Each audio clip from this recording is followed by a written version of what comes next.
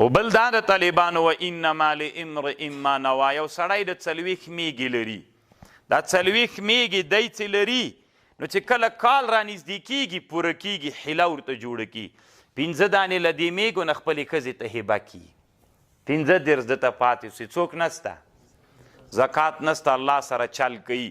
و انما لامرئ د سړي دپاره ما هغه د نوع چې د نیت کړی، د نیت څه شی ده؟ له زکات نه. د هبه کې مقصد شی ده چې ښځې ته یې ورکړي، رښتیا دومره مخلص ده؟ نه، نعوذ بالله، الله ته چل جوړي چې د الله هغه مال د ځان نه ساقط کي، ټول عمر به دا سړی مول نسی چې الله سره چل کوي سړی. دا کله کله طالبانو د موږ په لباس کې خلک هم دا کارونه ډیر کوي، کوشش کوي طالبانو چې الله عز وجل داسې وکړي چې اوس ما زیا زکات حیله ځان ته جوړه کړي چې ما ته څنګه زکات صحیح سي، که نه ما ته څنګه زکات صحیح سي او که په واجب سي را باندې څنګه یې له ځان نه ساقط کم. نو طالبانو حیلې و هغه ټول عمر زه چې همغه د موږ د لباس والا سړی ټول عمر الله نه مړوي. نو فکر ته پام وي طالبانو چې غني سولې نر غوندي وایي غني یم، زکات هم خلکو ته ورکوه، وی نه یې اخلم په ما زکات نه صحیح کېږي. او که حیلې ورته جوړوې انما لامرئ سړي دپاره ما هغه د نوع چې نیت یې کړی.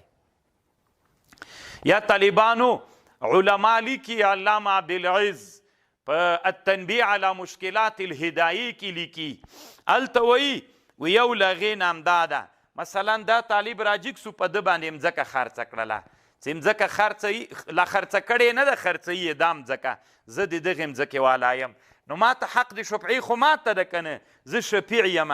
خو دا ملا حیلهګر ملا چل ور وښیي دوی دواړو ته چې داسې چل وکړه چې ده ته یو څه مځکه ور هبه کړه. مځکه څنګه که ورته هبه یې که دی راجګ سو د ملا ته یې مځکه څنګه کړه، ده ته یې مځکه دغه دماغ څنګ ته یې مځکه لږ یا هم دې کور کې یو 2 کوټې ورته هبه کړلې، چې ورته هبه یې کړلې نو دی له ده سره شریک فی المبیعه وګرځېده.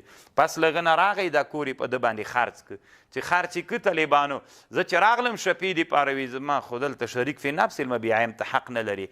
نو دا حیله یې چا ته جوړه کړې وه دا چل؟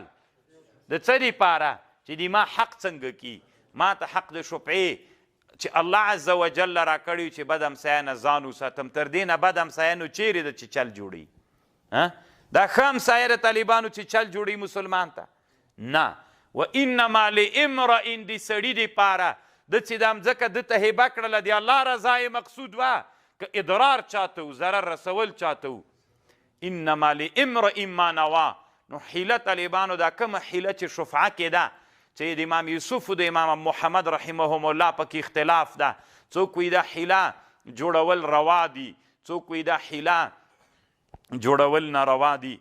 ابوالعز وایي ناروا ده طالبانو، د ما خپله هم په دې باندې فتوا ده، زه د دې قایل یم چې نه به د شفعې د اسقاط دپاره طالبانو چاته حیله جوړوي روا نه د طالبانو باید د دې په نارواتوب باندې فتوی او حق چې الله ورکړی ته د حق د اسقاط دپاره طالبانو ظلم کوي په چا باندې دا جواز نه لري. و انما لامرئ د سړي دپاره ما هغه د نوع چې د نیت کړی ده.